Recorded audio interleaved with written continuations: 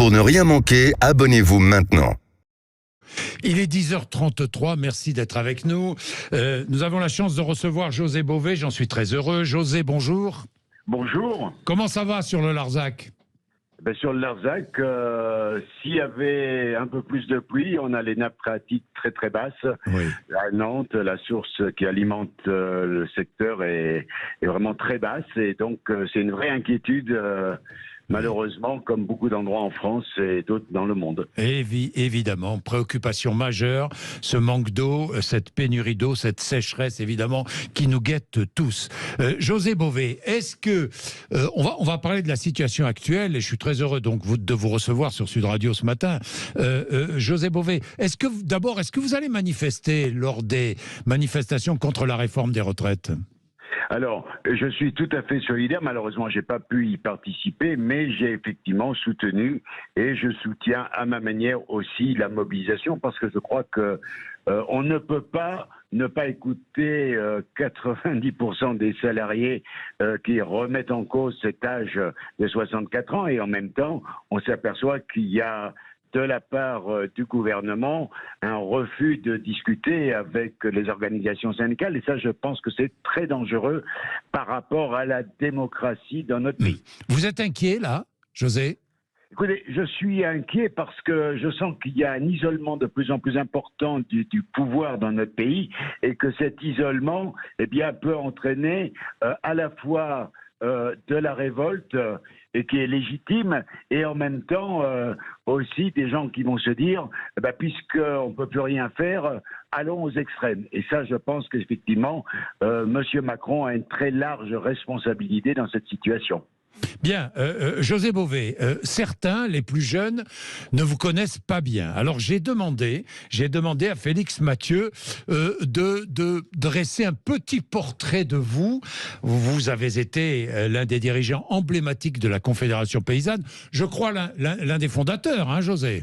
Tout à fait. En 1986-87, j'ai effectivement fait partie du premier secrétariat national de la Confédération paysanne. Puis ancien député, eurodéputé écologiste, vous vous êtes notamment illustré. Alors, évidemment, on connaît votre combat contre la malbouffe, Félix Mathieu. Oui, en août 1999, José Bové démonte un McDo en construction à Millau, entouré de producteurs de Roquefort. Il s'en prend à un symbole de la mondialisation. McDo est le symbole de ces multinationales qui veulent nous faire bouffer de la merde et qui veulent faire crever les paysans. L'une des grandes causes du dirigeant de la Confédération paysanne fut la lutte contre les OGM, les organismes génétiquement modifiés. Avec ses faucheurs volontaires, il prône la désobéissance civile en arrachant des plantations expérimentales. Ni dans les champs, ni dans les assiettes, les OGM n'en veulent pas. Cet arrachage de maïs le conduit même en prison, d'où il ressort triomphalement dans cette autre archive INA d'août 2003. 14h pile. Un José Bové un peu amaigri et très ému passe la porte de la maison d'arrêt. Depuis 6 semaines, certains sont venus manifester leur soutien tous les soirs. Les premiers mots du leader syndical sont donc pour eux. Les panneaux multicolores ont absolument égayé l'enceinte de la prison dans une cellule qui donnait face à un mur. José Bové acclamé au grand rassemblement altermondialiste du Larzac en 2003 à la sortie de prison.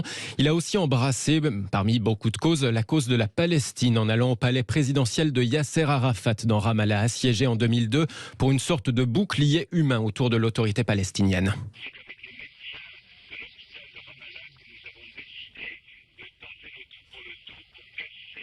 José Bové qui était joint par France 2 à l'époque, on l'entend mais très faiblement, je ne sais pas pourquoi. En tout cas, il s'est lancé en politique aussi avec une candidature à la présidentielle de 2007. Si je vais, si je vais, Bové, je dirai non, voilà, si je vais, si je vais, Bové, je dirai non, José n'est pas mauvais. Voilà, il a aussi siégé sur les bancs écologistes, donc après les élections européennes de 2009. Plus récemment, José Bové est revenu à ses premiers engagements en combattant, figurez-vous, un fromage industriel commercialisé par Société Fromage qui, selon lui, ressemblait un peu trop au Roquefort d'origine protégée. Tous ces combats, José, Eh ben oui, c'est des bons souvenirs. Tout ça, ce sont des très bons souvenirs. Oui, j'ajouterais la lutte contre les gaz de schiste. Hein. Je crois que ça a été un combat très important, Oui. Parce que ça a uni à la fois toutes les populations des régions concernées, à peu près tout le sud de la France, et notamment chez nous, sur le Larzac, mais dans la vallée de la Dourbie. Oui. Et je crois que ça a été quelque chose d'extraordinaire, parce qu'on a réuni des dizaines de milliers de personnes dans la non-violence, avec tous les élus de tous bords, et je crois que c'est ce qui a fait reculer le gouvernement. Alors ça, c'est très intéressant. Vous avez raison, c'était un combat très intéressant. Les élus de tous bords, toute la population qui était contre ces gaz de schiste. Et justement, José Bové, j'ai Claudine, qui est à Niort, dans les Deux-Sèvres. Évidemment, les Deux-Sèvres, hein, on pense à Sainte-Soline. Claudine, qui a une question à vous poser. Claudine, bonjour. Oui, bonjour Jean-Louis Bourdin, bonjour Monsieur Beauvais. Moi, j'ose plus me dire écolo, hein, parce que bon, j'ai jamais été revendiqué à ce point-là, mais quand même, vous ne pensez pas quand même que la direction que prennent les écolos par rapport à ce que vous défendiez devient un peu outrancier et déborde un peu sur des choses qui sont pas très correctes quelque part. Trop de violence, vous voulez dire, Claudine ? Trop de violence et puis des dérives, sectaires qui sont, de mon point de vue, dangereuses. José Bové, c'est intéressant cette question. Écoutez, moi, alors c'est vrai que j'ai été élu pendant 10 ans, j'ai siégé au Parlement européen avec le groupe des Verts européens, donc de tous les pays d'Europe. Je n'ai personnellement jamais été adhérent du parti écologiste, dans la mesure où je viens de la société civile et je suis rentré comme syndicaliste. Néanmoins, après, je pense que ce qui est important et qui est le fond du combat des écologistes qui sont en association ou en parti politique, c'est bien la question aujourd'hui du climat, de la biodiversité et du partage des ressources. Donc sur ces questions-là, qui sont pour moi les questions fondamentales, je ne suis pas en désaccord, évidemment, avec Europe Écologie Les Verts. Après, chacun peut avoir sur plein de sujets de société des désaccords, et moi le premier. Mais ce qui me paraît fondamental aujourd'hui, c'est qu'il faut que tous ceux qui se battent contre le réchauffement, pour la biodiversité et le partage des ressources, effectivement, mènent ce combat, et que ce soit ça le combat principal. Oui, est-ce que par exemple, la violence exprimée à Sainte-Soline, est-ce que vous comprenez, vous soutenez cette... je sais pas, il y a des comportements extrêmes, est-ce que ces comportements extrêmes desservent la cause écologiste ? Alors je dirais que dans beaucoup de mouvements, aujourd'hui à travers le monde, pour la défense de l'écologie et des sujets que j'ai abordés avant, très clairement, les mouvements au niveau international sont des mouvements non violents qui, de plus en plus, mettent en œuvre des actions de désobéissance civile.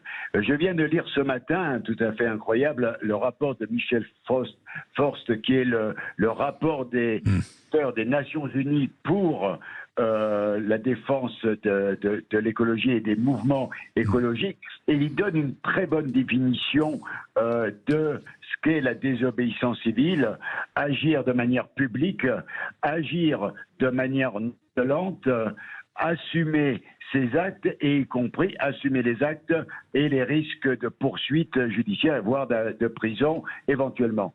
Alors je dirais que ça, c'est la majorité des mouvements. Mais on a un problème aujourd'hui, c'est que on voit bien l'État qui impose une surenchère dans les forces de l'ordre, le monde de forces de l'ordre, de manière disproportionnée. Et face à ça, eh bien, l'État est légitimé, je dirais, par ceux qui prônent la réaction violente face à la violence de l'État. Et là, on rentre dans une spirale invraisemblable. Et je crois que ce qui est important, c'est que quand on définit une stratégie d'un mouvement contre les bassines, parce que je pense que c'est un combat juste, eh bien, il faut affirmer que la seule ligne juste et acceptable, c'est la non-violence et la désobéissance civile, et qu'il ne faut pas accepter cette idée que toutes les tactiques peuvent se mettre en place en même temps. Si on est dans une stratégie d'action non-violence, on ne peut pas dire, eh ben, on accepte aussi que d'autres aient des stratégies d'action violente sur les personnes et de rapport de force qui amènent cette situation insupportable qu'on a vue à Sainte-Soline, où il y a eu à la fois de la violence de certaines manifestations, de certains manifestants, et de l'autre côté, une utilisation, on va dire, disproportionnée d'armes, grenades, etc., mais d'autres, certaines qui sont classées administrativement comme des armes de guerre. Donc je crois que là-dessus, la violence des deux côtés s'auto-alimente et je dirais fait passer au second plan le combat fondamental pour le partage de l'eau. Et là, je crois qu'il faut être très clair. Quand on organise une mobilisation, il faut dire on refuse de participer à ce qu'il puisse y avoir une participation soi-disant dans des tactiques divergentes et opposées. En même temps, ça, je crois qu'il faut réaffirmer la force de la non-violence et de la désobéissance civile dans les mobilisations. Est-ce que, José Bové, vous dites par là que la violence de certains extrémistes, activistes extrémistes, dessert la cause de l'environnement, de la défense de l'environnement? Alors, je dirais que l'utilisation de cette force contre la force, entre guillemets, de l'État sert, je dirais, plutôt le modèle inverse, c'est-à-dire justifie la logique de l'État plutôt que de poser le problème et de gagner les batailles. Donc je dirais que c'est absolument contre-productif et que ça peut amener aussi beaucoup de gens à se poser la question de leur participation à des manifestations qui sont populaires et qui réunissent de plus en plus de monde. On a déjà vécu la même chose il y a 50 ans, en 1977, contre la construction de la centrale de Tresse-Malville, où il y avait eu malheureusement un mort, Vital Michalon, et ça avait cassé complètement le mouvement antinucléaire à ce moment-là. Et je ne voudrais pas aujourd'hui qu'on se retrouve dans cette situation où certains refusent de condamner la violence parce que, somme toute, ça serait pas bien, ça serait pas correct. Non, je crois qu'il faut être très clair sur les stratégies de mobilisation, sur les stratégies d'action. Le mouvement doit être non violent, à visage découvert, on assume, même si on fait des actions illégales, c'est l'objectif de la désobéissance civile et c'est reconnu même au niveau des Nations Unies comme étant une forme, y compris si on arrache des OGM, même si on coupe un tuyau, etc., eh bien c'est reconnu aujourd'hui comme des actions qui sont des actions légitimes de désobéissance civile. Alors, je crois qu'aujourd'hui, ce qui est important, c'est qu'on gagne ces combats parce qu'on sait bien que le réchauffement climatique avance de manière inéluctable et qu'il faut lutter contre tous ces effets et contre toutes les dérives du modèle industriel. Alors, vous continuez à vous battre pour ne pas bouffer de la merde, hein, je le sais, José Bové, mais vous continuez aussi à manger de la viande. Je vous dis ça parce que il y a aussi tous ces débats avec les spécistes et les antispécistes. Enfin bon, vous continuez à manger de la viande. Écoutez, moi j'ai toujours été quelqu'un qui essayait de manger local, qui était éleveur, j'étais éleveur, je fabriquais du fromage, et donc j'ai élevé des agneaux, et ces agneaux, évidemment, terminent dans l'assiette. C'est-à-dire qu'il n'y a pas de fromage sans agneau ou sans veau. Donc pour moi, ce débat n'est pas un débat. Je veux dire que si quelqu'un veut manger végétarien, ça ne me pose aucun souci, et manger de la viande certains jours de la semaine ou à certains repas ne me pose pas de problème, puisque je le fais moi-même. Mais derrière ce débat, derrière les antispécistes, on a un véritable combat de société avec une dérive, on va dire, totale sur le fait que les gènes se valant tous les uns les autres, que ce soit ceux d'animaux, d'humains et tout ça, on peut à la fois les modifier et à partir de là, eh bien, on est sur une forme d'eugénisme et de société artificielle. On voit bien ce qui est en train de se faire aujourd'hui avec la viande de synthèse en laboratoire. Tout ça devient très dangereux. Donc le rapport aux animaux est un rapport fondamental, évidemment leur mode d'élevage, mais je dirais aussi le rapport à la mort qui dans nos sociétés est complètement évasé. Donc je dirais que c'est fondamentalement quelque chose qui est d'un ordre qui n'est pas que philosophique, mais qui pose vraiment un rapport de société. Merci beaucoup, José Bové. Merci d'avoir été avec nous ce matin sur l'antenne de Sud Radio. Il est 10h47. Vous êtes sur Sud Radio. Dans un instant, nous allons parler de l'eau, de la tarification de l'eau. Et nous allons partir à Grabel, c'est à côté de Montpellier, rejoindre le maire, René Révol, qui est vice-président de Montpellier Méditerranée Métropole, délégué à la gestion raisonnée, écologique et solidaire de l'eau et de l'assainissement. À tout de suite. Il est 10h48.